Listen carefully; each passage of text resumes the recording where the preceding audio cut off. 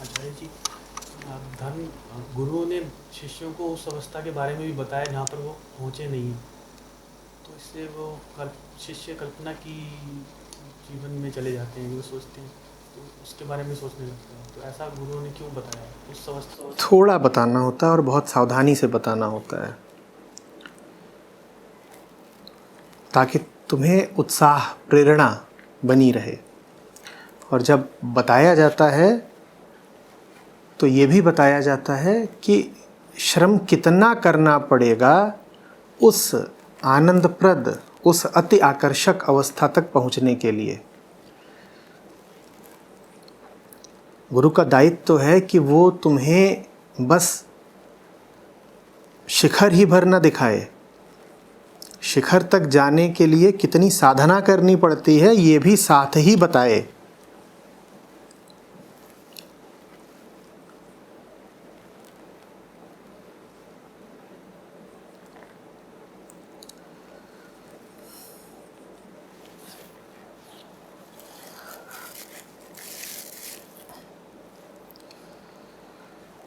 ये तो किसी सस्ते दुकानदार का लक्षण है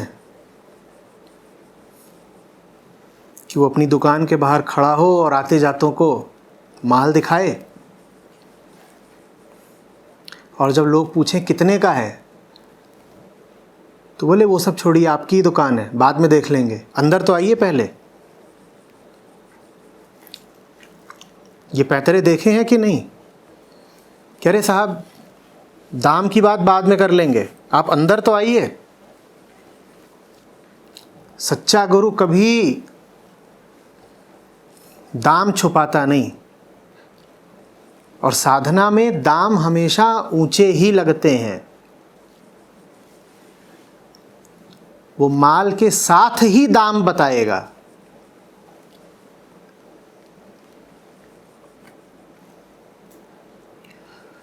उसे तुम्हें फंसाना नहीं है, फंसे हुए तो तुम हो ही, तुम्हें मुक्ति दिलानी है।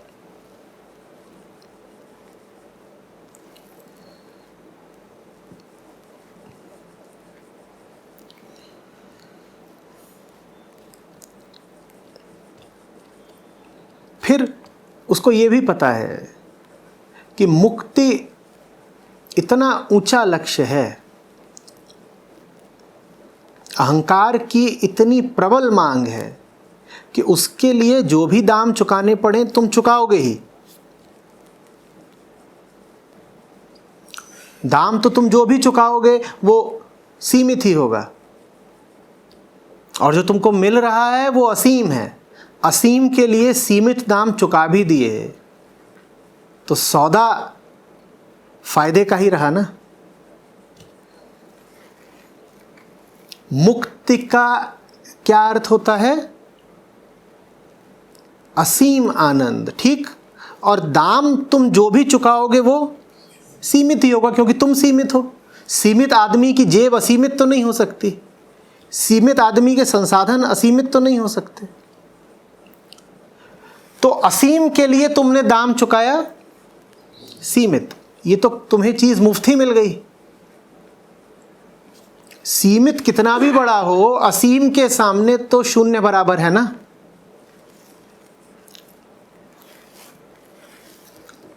तो गुरु अगर सच्चा है, समझदार है, तो उसको पता है कि दाम बता देने में कोई खतरा नहीं है, क्योंकि माल इतना बड़ा है कि उसके सामने ये सीमित दाम शून्य बराबर है। तो बता ही दो ना दाम, कोई खतरा नहीं। इतना कुछ दे रहे हैं कि उसके बदले में कुछ भी तुमसे ले लें, कम ही लिया, कुछ नहीं लिया।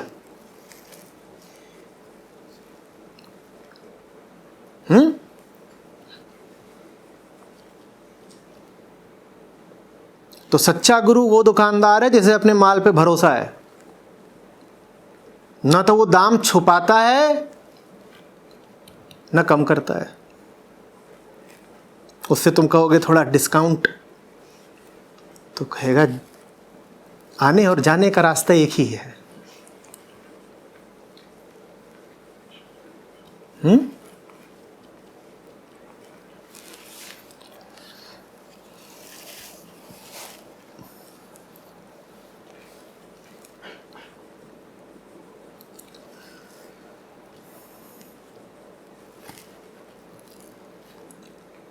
जब भी किसी को लगे कि साधना में बहुत दाम देना पड़ रहा है, बड़ा श्रम लग रहा है, बड़ा समय लग रहा है, बड़ा कष्ट हो रहा है, तो समझ लेना कि उसे माल से प्यार ही नहीं है।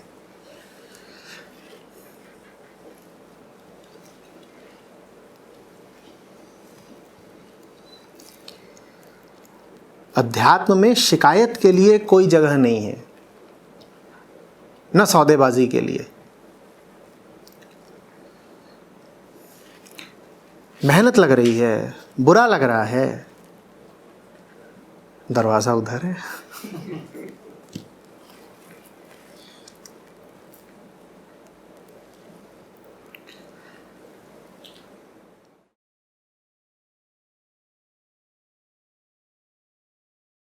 इस संभावना से डरो कि राम नहीं मिलेंगे। राम से इसलिए डरो क्योंकि राम ने शर्त रखी हुई है कि राम जैसे होकर ही राम से मिल सकते हो। राम नहीं डरावने हैं, तुम्हारे भीतर का वो तत्व डरावना है जो राम से अलग रहना चाहता है। राम तो प्यारे ही है, पर तुम्हारे भीतर कुछ बैठा है जो राम के खिलाफ भी शर्तें रखता है, जो अपने आप को इतना ऊंचा समझता है कि वो राम के सामने भी शर्त रखेगा। वो कहेगा राम अच्छे हैं पर मुझे राम का व्यवहार अच्छा नहीं लगता, कुछ ना कुछ शर्त रख देगा। और राम की ओर से कोई शर्त होती नहीं, बस एक, तुम कोई शर्त नहीं रखोगे। राम अपनी ओर से कोई शर्त नहीं रखते, बस तुम्हारे बेशर्त हो जाने की प्रतीक्षा करते हैं।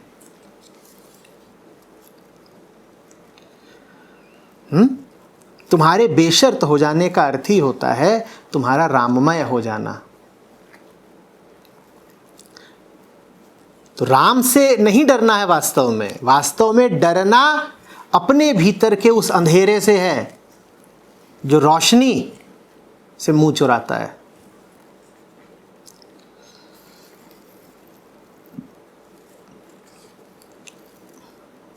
यहाँ बोधस्थल में कभी प्रार्थना हुआ करती थी, उसमें ये लोग कहते थे, हे राम मुझे मुझसे बचा।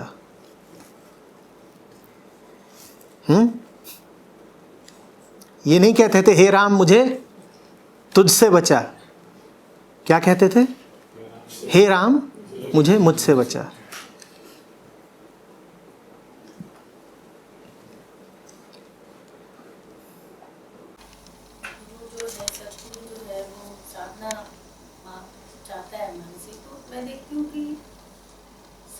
करते करते कई बार थकान क्यों आ जाती है? साधना करते करते थकान नहीं आती। साधना ऐसा नहीं कि पहले से चल रही होती है और फिर थकान आ गई।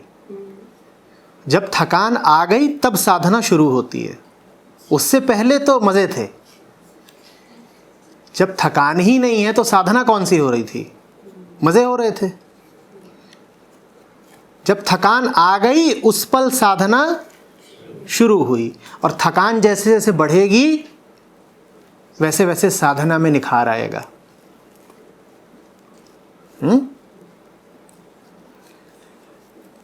ढलान पर तो पत्थर भी बहुत उछल कूद कर लेता है, गति दिखा देता है। क्यों भाई? शिखर पर चढ़ने के लिए साधना चाहिए, नीचे गिरने के लिए कौन सी मेहनत लगती है?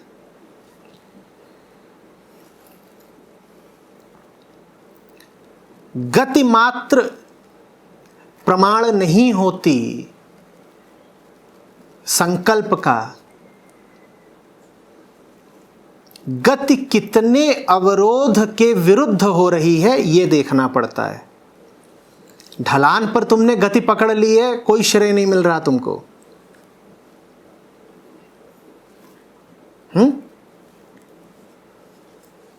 गाड़ी में इंजन नहीं है तो भी वो ढलान पर गति कर जाएगी।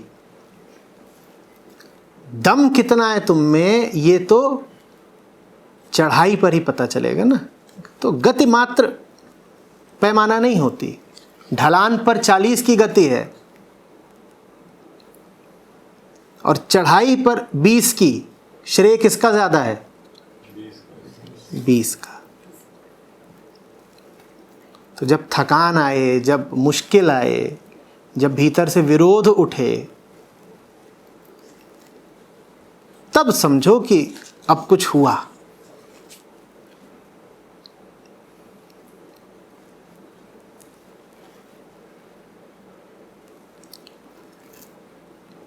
इसमें भी हमको बड़ी उल्टी पट्टी पढ़ा दी गई है। हमें स्वीकार का, अविरोध का पाठ पढ़ा दिया गया है।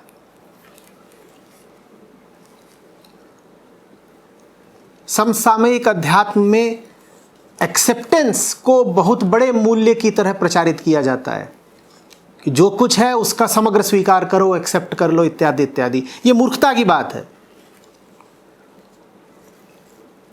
समग्र स्वीकार, टोटल एक्सेप्टेंस बिल्कुल शिखर की बात होती है। वो आखिरी चीज है जब तुम निर्विकल्प और इसलिए निर्विरोध हो जाते हो। निर्विरोध होने का मतलब ही होता है निर्विकल्प हो जाना। जब तुम्हें 10 विकल्प दिखाई देने ही बंद हो जाएं तब तुम निर्विरोध हो जाओगे। पर वो बिल्कुल आखिरी बात होगी। उससे पहले तो तुम्हारे जीवन में प्रबल अस्वीकार होना चाहिए। उसके पहले तो जीवन विरोध से भरा हुआ होना चाहिए। उसके पहले तो जीवन में नेति नेति होनी चाहिए। तुमने सब कुछ स्वीकार ही कर लिया तो नेति नेति किसकी करोगे? नेति नेति का तो अर्थ ही होता है झूठ का अस्वीकार। लेकिन जो बात साधक को बिल्कुल आखिरी चरण में बताई जानी चाहिए, वो कई दुकानदार पहले ही चरण में बोल देते हैं, क्योंकि वो बात बड़ी मीठी है कि तुम्हें कोई क्रांति नहीं करनी, कोई विरोध विद्रोह नहीं करना, सब स्वीकार कर लेना है। वो तो तुम चाहते ही हो कि सब स्वीकार कर लो। पिज्जा की दुकान बुला रही है, भीतर से लालच उठ रहा है, तुम कहो हम तो टोटल एक्सेप्टेंस में जीते हैं, नॉन रेजिस्टेंस में जीते हैं, हम चले अब पिज्जा की ओर। पढ़ रहे हैं, नींद आ गई, हमने नींद का पूरा स्वीकार कर लिया।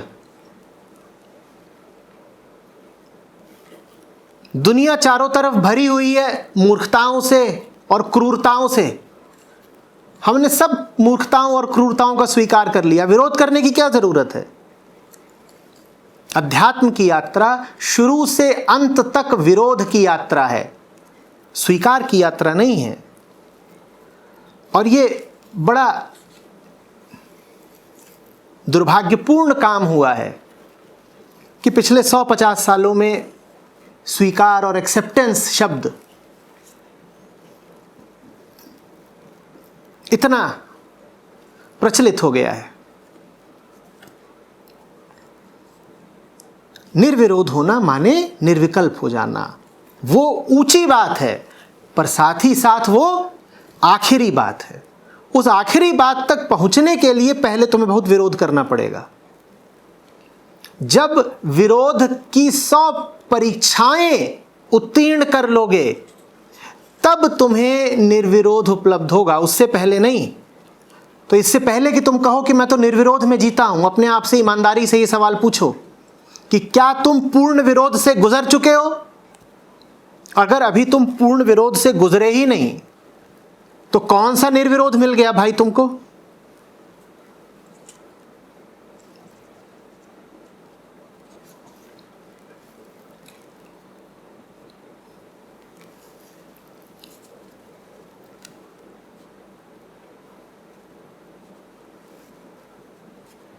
साधना कुछ और नहीं है, एक तरह से अपना विरोध ही है। कितनी जाहिर बात है ना ये। हम जो बने बैठे हैं उसके विरोध को ही साधना कहते हैं। मैं ये भी कह सकता था कि राम के प्रेम में बढ़े चलने को साधना कहते हैं, पर वैसा अगर मैं कहूंगा तो वो उतनी सटीक बात नहीं होगी। क्यों? क्योंकि राम को अभी हम जानते नहीं।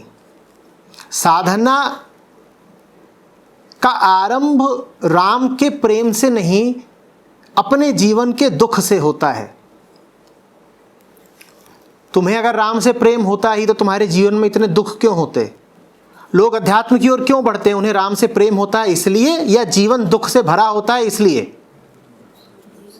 जीवन दुख से भरा होता है इसलिए। तो साधना का आरंभ वहां से होता है कि मैं जैसा हूं, मैंने अपनी जिंदगी को कितना मलिन, कितना उदास, कितना दुखी,